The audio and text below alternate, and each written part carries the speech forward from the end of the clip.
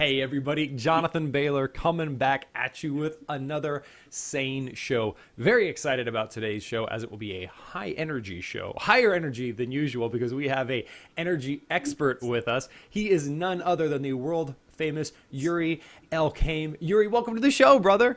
It's great to be here, my man. Thanks for having me. Well, Yuri, you've been doing this for a long time with a lot of people. So let's start at the very beginning. How did you go from little Yuri to today's Yuri? Well, thankfully, the amazing biology that we all have access to allows us to grow. So that was step one. Um, but other than that, I started out at a very young age being very interested in playing soccer. So that was my dream from a very young age. And I think I was around 9 or 10 when I decided I had the chops to kind of, if I committed to it, I could make it happen. So I devoted my 10,000 hours plus to spending, the next 10, 12 years to really playing and training as much as I could to play professionally in my early 20s, which I ended up being able to do. But along that route, when I was 15, I actually broke my leg. Mm-hmm. And that was my first introduction in the rehabilitation process to the gym. So before all that, everything was kind of on field and just kind of playing. And I never really did any kind of strength and conditioning. So when I broke my leg and kind of rehabbing the muscle, that was my first introduction to weight training. And I really started to enjoy it. I started to kind of learn about all these different protocols and learning more about physiology and biomechanics. And I really enjoyed that. So because of that whole process, that led me to studying kinesiology and health sciences at the University of Toronto and then pursuing studies in holistic nutrition afterwards. But during that time, I'm still actually quite amazed that I was able to play at such a high level because I actually suffered from really low energy for a long period of time. From about, I would say as early as I can remember, I remember getting really bad stomach aches to the point of having to hang my legs up on the wall and having to pass gas because of the discomfort. I had really bad eczema, really bad asthma to the point where I would have to wear one of those Ventolin masks to allow whatever, inhalant steroids I had to take into my body so I could actually breathe. And all of that kind of culminated to the point when I was about 17, I started to actually lose my hair. So I had long brown hair, bushy eyebrows, the whole bit. And when I was 17, this is my last year of high school, started getting these patches of baldness on my head. And within about 4 to 6 weeks, I lost everything. Eyebrows, eyelashes, the whole 9 yards. So I didn't realize that all of that was connected. The low energy, the asthma, the eczema, the autoimmune disorder, which is called alopecia. And it took me about 8 years to realize that it was all connected and at a very fundamental and simple level, which ultimately came back to food and what's happening inside my body. No medical doctors were ever telling me that. Their solutions were, let's pump you full of steroids, cortisone to hopefully, keep some of the inflammation at bay. And I was like, no, thanks. So anyways, that was 8 years, and through a series of events, I was introduced to a holistic nutrition school in Toronto, and I was like, you know what, this is something that I need to do for my clients, because at the time I was starting to personal train. At this point, I had kind of retired from soccer. I'd come back and started picking up clients, and I thought this would be good for my clients to learn about nutrition, because I didn't really know anything. And lo and behold, it was such a transformation for myself. Because I started to learn about, clean eating and toxicity and stuff like that. And within I would say about 2 months, it was just like a completely different physical body that I was living in. I was living, instead of sleeping 10 to 12 hours a night, I was sleeping 7 to 8, waking up fully energized, going all day long, no problem. I actually regrew most of my hair. And had all that taken care of for a while. And then about 2.5 years ago, it started falling out again. That's just kind of one of those things with autoimmune disorders that just kind of comes and goes sometimes. So as you kind of see me right now, I'm kind of in that state that I was at, I guess when I was about 18. But I feel great. I'm energetic. I'm healthier than ever. And so this whole journey has really kind of inspired me and been my kind of story to help others, to give them hope, to allow them to be who they are, to really achieve whatever it is that they want to do, whether it's energy, whether it's weight loss. And for me, energy has really been the foundation of everything I've done, because whether you want to lose weight or gain weight or become a better athlete or become a better, more present parent or more productive at your work, you need the energy, right? If you're going to have lunch and falling asleep afterwards, you're not going to be getting much done, and you're going to feel pretty crummy about yourself for not having done all that. So energy has been at the foundation of everything that I do, and I believe that whether you want to lose weight, gain weight, or anything else, the solution is very similar a lot of times, whether it's anti-cancer protocols or anti-heart disease protocols. They're all very, very similar, and at the bottom of it is really about eating to energize your body. So yeah, that's kind of a long-winded answer of how I got from little Yuri to big Yuri.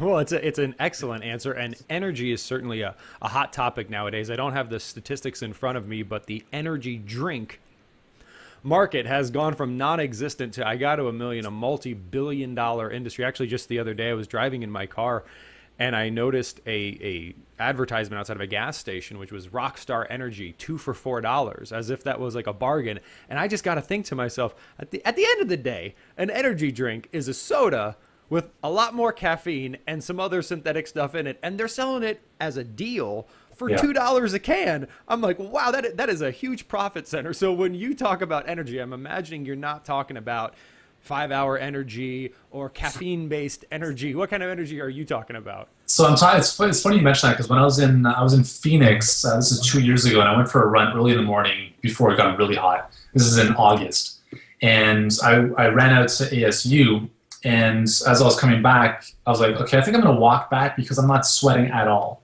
It was so dry, I just all the sweat evaporated. So I'm like, I'm going to walk back. This was after about 5 miles, and I stopped at a gas station to get some coconut water. And at the cash register, all you could see was just, displays of 5-hour energy, Rockstar drinks, Red Bulls.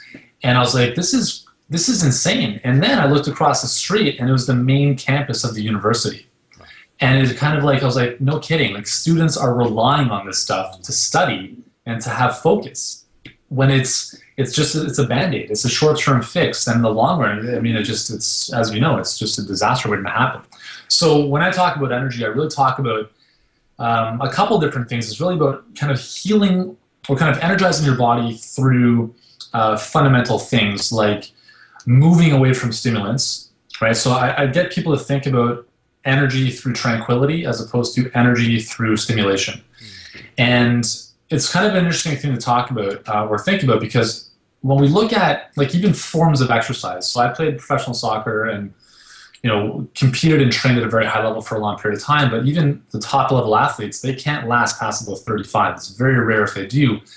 And part of the reason for that is just due to the amount of stress that their body undergoes. Exercise, intense exercise, is a form of stress and stimulation, and it is good in short amounts or kind of lower volume amounts in terms of energy and obviously the physical benefits that it provides. But if you do too much of it, then it becomes a serious drain on your body, on your adrenal glands, and so it's almost like an overstimuli that can drain you. And the same thing with coffee, with caffeine, with all these types of energy drinks, where it's about just artificial stimulation, which are pumping you full of caffeine and sugar, and what they're doing is just priming up your adrenal glands to pump out adrenaline and cortisol, so you're in this constant state of fight or flight. And you can only do that so long before you crash.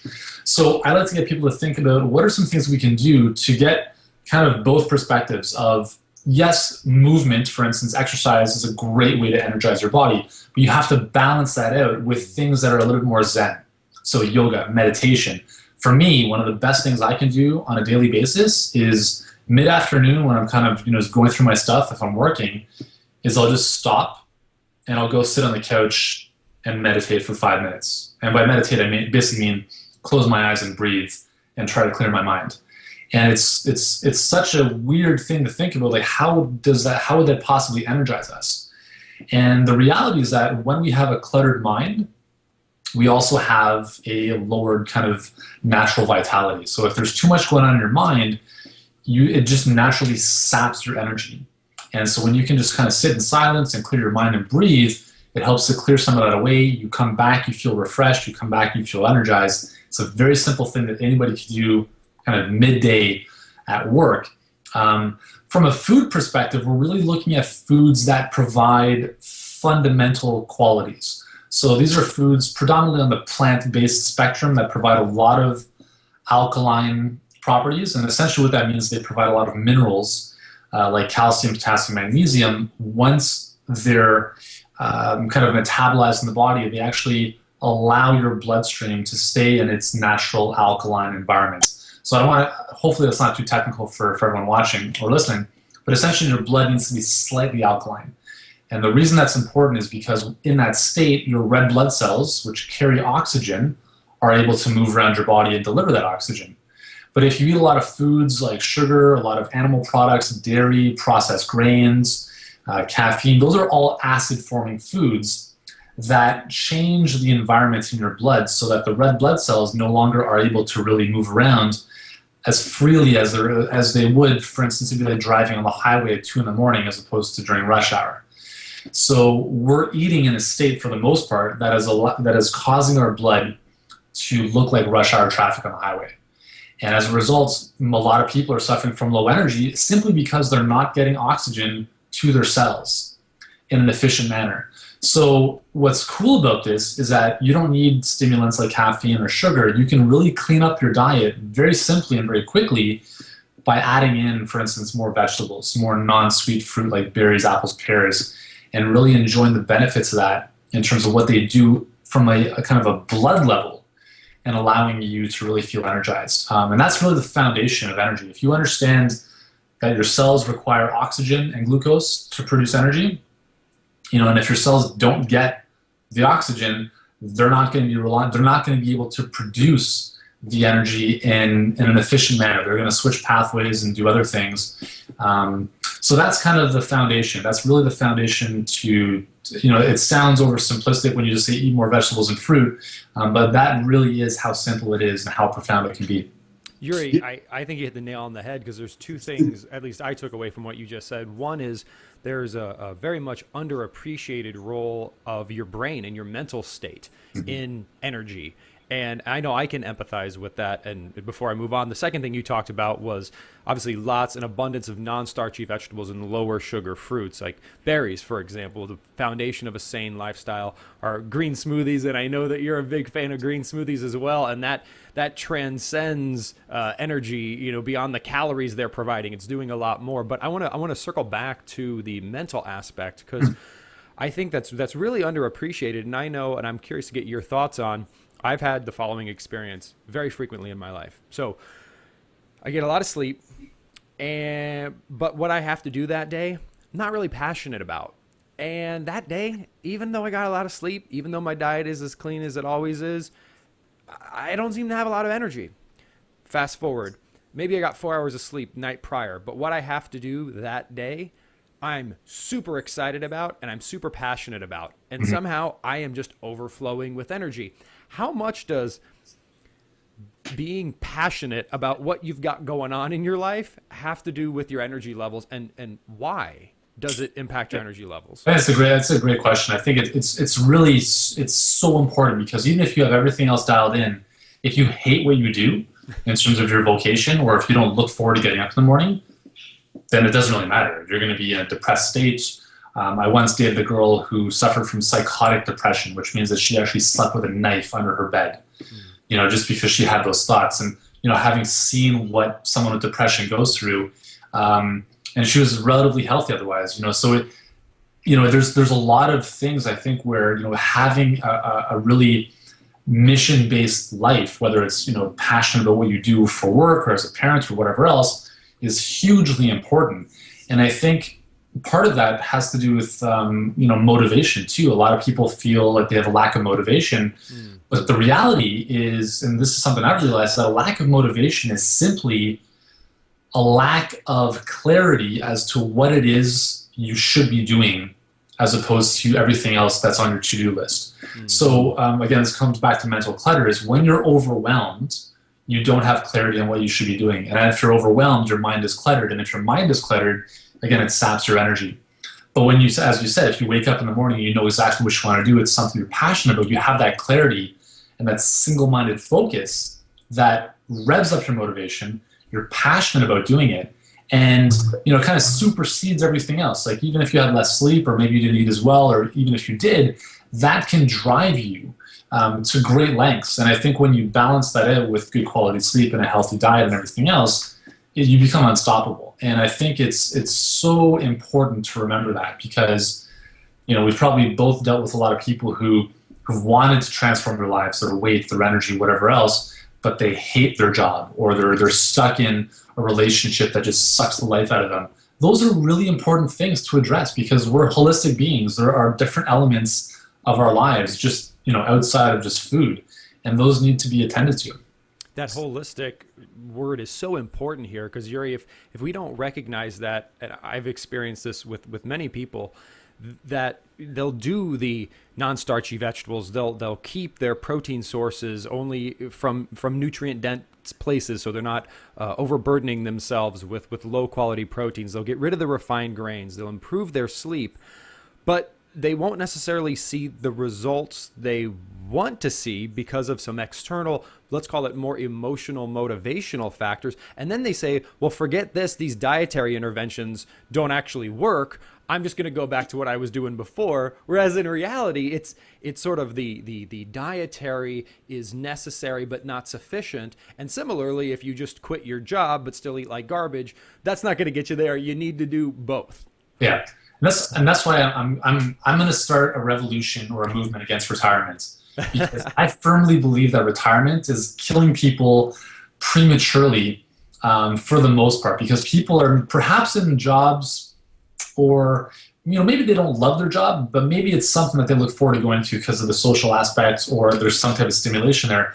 But as soon as they're done, now they have all the time in the world and they're spending 3 hours a day going grocery shopping, or it's not a purpose-driven life.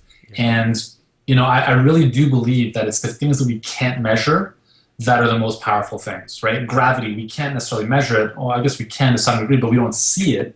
Yeah. And I think this is the same qualities with human beings, like the emotional kind of mindset types of things that are tough to quantify, but are so important.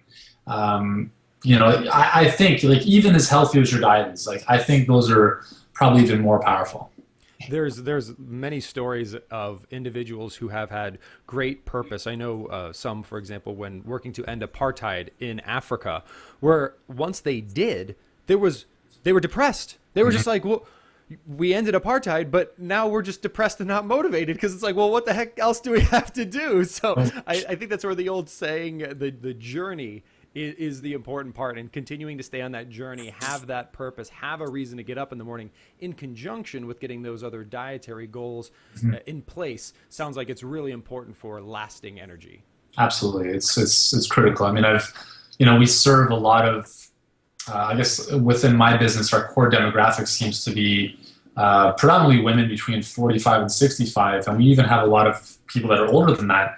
And to just kind of hear a lot of their stories, to see some of them just kind of in dire straits while others are flourishing as amazing grandparents when they're in their late 70s. It's pretty cool to see how, two seemingly similar people are leading completely different lives based on their outlook and the fact that they think that tomorrow can be better than today, and they have something to look forward to when they wake up. It's very, very inspiring.